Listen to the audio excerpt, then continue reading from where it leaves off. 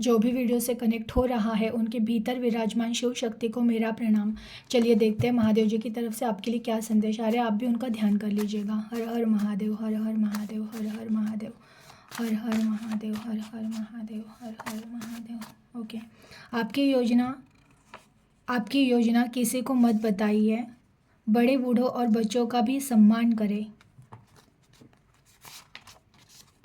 भूतकाल में जीना छोड़ो, उम्मीदें दर्द देती हैं। दुख को तपस्या बना लो, ये दुख ही तुम्हें मेरे राह पर लेकर आए हैं और मुझसे मिलाया है। ओके, बिना भाव से मैं प्राप्त नहीं हो सकता हूँ। तुम अकेले नहीं हो, हर पल मैं पास हूँ तुम्हारे। माता पिता की सेवा करें निस्वार्थ भाव से। लास्ट मैसेज लेती हूँ। भक्त की मांग तो केवल मैं होता हूँ, तुम्हारी भक्ति को परखो। ओके, देखिए सबसे पहला मैसेज है, आपकी योजना किसी को मत बताइए। अगर आप कुछ कर रहे हो, जो चीज़ें आपको कही जा रही है ना, कि उन चीज़ों को हाइड रखो। यानी कि कोई अगर आप शुरुआत कर रहे हो, जैसे कोई बिज़नेस करने वाले हो, या कोई नया जॉब के लिए इंटरव्यू देने जाने वाले हो, या जो भी चीज़ आप अगर करने वाले हो अब रिसेंटली, तो कहा जा रहा है ना कि आपकी जो भी योजना होगी ना, वो होने से पहले ही किसी को बताना नहीं है। आपको बहुत सीक्रेटली वो चीज़ करनी है। क्योंकि ये बात बहुत सच होती है कि कभी कभी कोई चीज़ों को है ना, हम होने से पहले पूरे गांव में बता देते हैं और हो जाता है कि वो चीज़ ही नहीं होती है। तो आपको अभी वैसे नहीं करना है। कभी कभी किसी किसी की नज़र लग जाती है चीज़ों को। तो आपको कहा जा रहा है ना कि आप जो भी योजना करने वाले हो, जो भी प्लानिंग करने वाले हो ना भविष्य का, तो वो पहले ही किसी को बताना नहीं है, वो हो जाने के बाद ही बताना है। आज सेवा के मैसेज आए हैं। देखिए, बड़े बूढ़ों और बच्चों का भी सम्मान।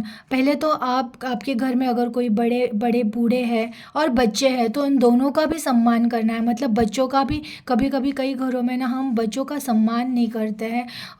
तो यहाँ कहा जा रहा है कि बड़े बूढ़ों और बच्चों का, जैसे बड़े बूढ़ों का हम सम्मान कर रहे हैं, वैसे ही बच्चों का भी सम्मान करें।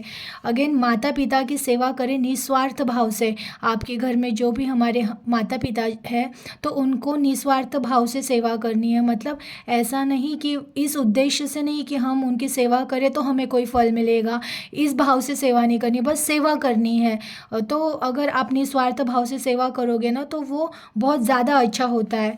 भूतकाल में जीना छोड़ो, उम्मीदें दर्द देती है। बहुत सारे लोग हैं जो पास्ट की यादों में खोए रहते हैं और उसकी वजह से फ्यूचर भी ख़राब कर रहे हैं। तो आज का मैसेज आ रहा है कि अगर आपने भूतकाल यानी पास्ट की किसी चीज़ों को पकड़ के रखा है, तो वो चीज़ गलत है। क्योंकि आपने पास्ट की चीज़ें पकड़ के उम्मीद लगाई थी किसी से कि वो पर्सन कुछ हमारे लाइफ में अच्छा करेगी, या ये सिचुएशन होती तो अच्छा हो जाता। ये सारी सिर्फ झूठी उम्मीद है। वो उम्मीदें वैसे भी पास्ट हो गया है, ख़त्म हो गया है। अभी उसके बारे में सोच के कोई मतलब तो है नहीं। अब पास्ट में जाके आप वो चीज़ें भी चेंज नहीं कर सकते हो। इसलिए कहा जा रहा है कि पास्ट को छोड़ दो और प्रेजेंट में जीना सीखो। दुख को तपस्या बना लो, ये दुख ही तुम्हें मेरी राह पर लेकर आए हैं और मुझसे मिलाया है। देखिए, हमारे लाइफ में जब भी बहुत बड़े संकट आते हैं, कोई घटना घटती है या फिर दुख होता है, तो है ना, उसी टाइम हम भगवान को याद कर रहे हैं। तो ये मैसेज ऐसे है कि ना, अगर आपकी लाइफ में दुख ही नहीं आता तो आप भगवान को क्यों याद करते। अगर मेरे लाइफ में मुझे सब कुछ मिल जाता, तो मुझे याद ही नहीं रहता कि इस दुनिया में भी कोई है जो हमें देख रहा है। तो वो होता है, क्योंकि बहुत सारे लोग ऐसे भी होते हैं, सुख में भी भगवान को याद करते हैं, पर हर कोई वैसे नहीं होता है।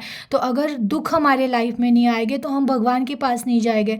तो कहा जा रहा है, दुख को अपनी तपस्या बना लो। दुख को तपस्या बना लो मतलब उस दुख को खुद की एक परीक्षा समझ के, कि अगर मैं इन दुखों को हंसते हंसते सह जाऊँ या झेल जाऊँ, तो ये मेरी तपस्या ही है ना। अगर हम दुख को भी उस ईश्वर की परीक्षा समझकर उसको हम कठिनाई से ना जीते हुए हंसते हंसते उस चीज़ों को पार करके जाए, तो वो हमारी तपस्या बनती है।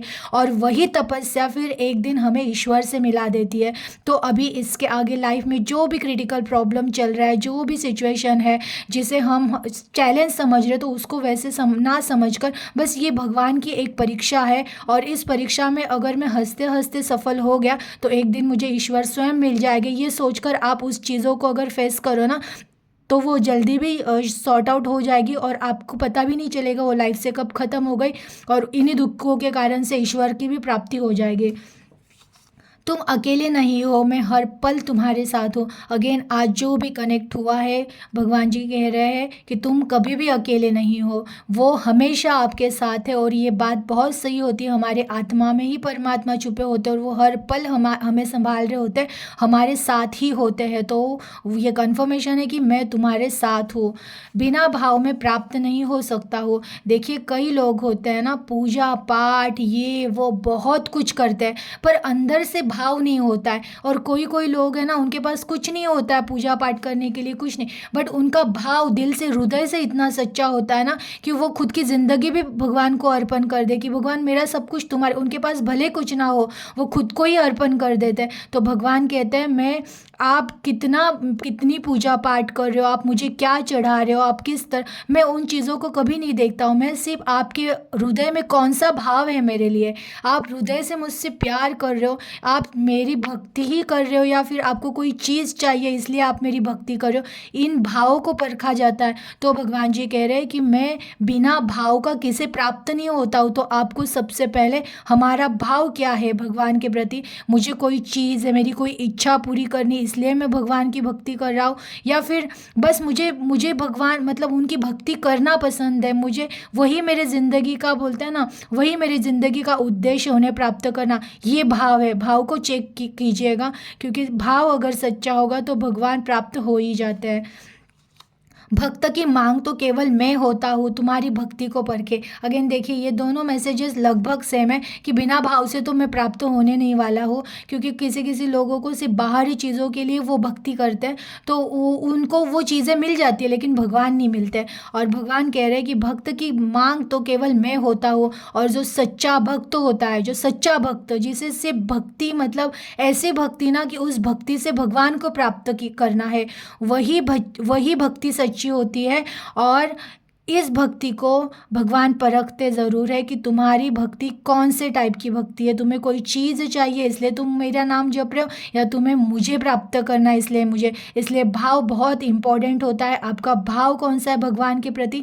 और अगर भक्त होता है तो वो चीज़ों की मांग या डिमांड नहीं करता है, भक्त सिर्फ ये कहता है आप जो दो हम उसमें राज़ी, आप सुख दो तो हम सुख में राज़ी, आप दुख दो तो हम दुख में राज़ी, बस आप हमारे साथ रहिए, ये भक्त का भाव होता है। तो भगवान जी कह रहे हैं कि मैं भक्ति में भक्त का भाव ज़रूर देखता हूँ और उस भक्ति को मैं परखता हूँ। तो आपको एकदम प्योरली बोलते हैं ना कि इस भाव से ही भक्ति करनी है कि जो कुछ मुझे प्राप्त हो रहा है वो उनकी मर्ज़ी है, जो कुछ मुझसे छीना जा रहा है वो भी उनकी मर्ज़ी और उनके मर्ज़ी में राज़ी है, ये भाव आपको रखना है। एनर्जी को क्लेम कर दीजिएगा, अपना ख्याल रखिएगा। Thank you. Her her Mahadev.